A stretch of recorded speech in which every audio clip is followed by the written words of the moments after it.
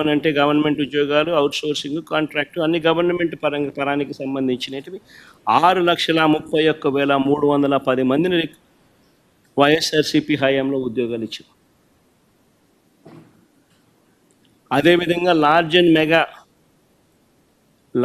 Mega సెక్టార్లో వీళ్ళు ఇచ్చిన సోషో ఎకనామిక్ సర్వే రిపోర్ట్లు మొట్టమొదట బడ్జెట్ ప్రవేశపెట్టేటప్పుడు, ఇది మా సోషో ఎకనామిక్ సర్వే రిపోర్ట్ కాదు, వీళ్ళ గవర్నమెంట్ వచ్చిన తర్వాత వీళ్ళ మొట్టమొదటి బడ్జెట్తో పాటు 2023-24 సంబంధించి వీళ్ళు ప్రవేశపెట్టిన సోషో ఎకనామిక్ సర్వే,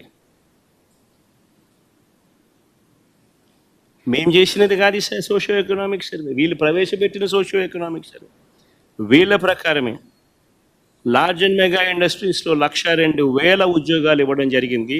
ఎంఎస్ఎంఈ సెక్టార్లో ఈ వైఎస్ఆర్సీపీ హయాంలో 2019 నుంచి 2024 మధ్యలో ఏకంగా 32,79,970 ఉద్యోగాలు ఇచ్చారు.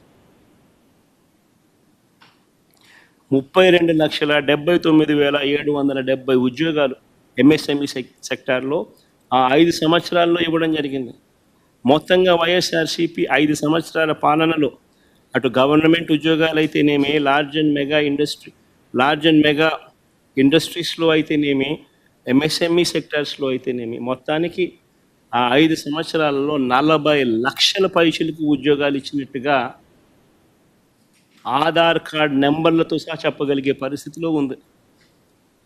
సోషో ఎకనామిక్ సర్వేలో నేను చూపించే సోషో ఎకనామిక్ సర్వే మా ప్రభుత్వంలో మేము చేసినది కాదు. చంద్రబాబు నాయుడు అధికారంలోకి వచ్చినాక తాను మొట్టమొదటి బడ్జెట్ ప్రవేశపెట్టేటప్పుడు తాను రిలీజ్ చేసిన సోషో ఎకనామిక్ సర్వే, తన హయాంలో రిలీజ్ చేసిన సోషో ఎకనామిక్ సర్వే.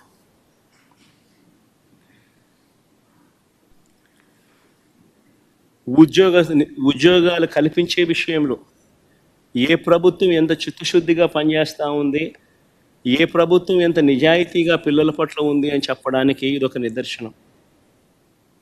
వీళ్ళు ఒకవైపున ఉద్యోగాలు క్రియేట్ చేయకపోగా మరోవైపున పారిశ్రామికవేత్తలను బెదరగొట్టి పంపిస్తూ ఉన్నారు. కడపలో స్టీల్ ఫ్యాక్టరీ పెట్టడానికి ముందుకు వచ్చిన సజ్జన్ జిందాల్ని బెదరగొట్టి పంపించాడు. అరబిందో సంస్థను వీళ్ళే బెదిరించి పంపించేసే కార్యక్రమం చేస్తూ ఉన్నారు. వీళ్ళ హయాంలో పారిశ్రామికవేత్తలు ముందుకు వచ్చి పరిశ్రమలు పెట్టడానికి భయపడే పరిస్థితులకి రాష్ట్రాన్ని తయారు చేశారు.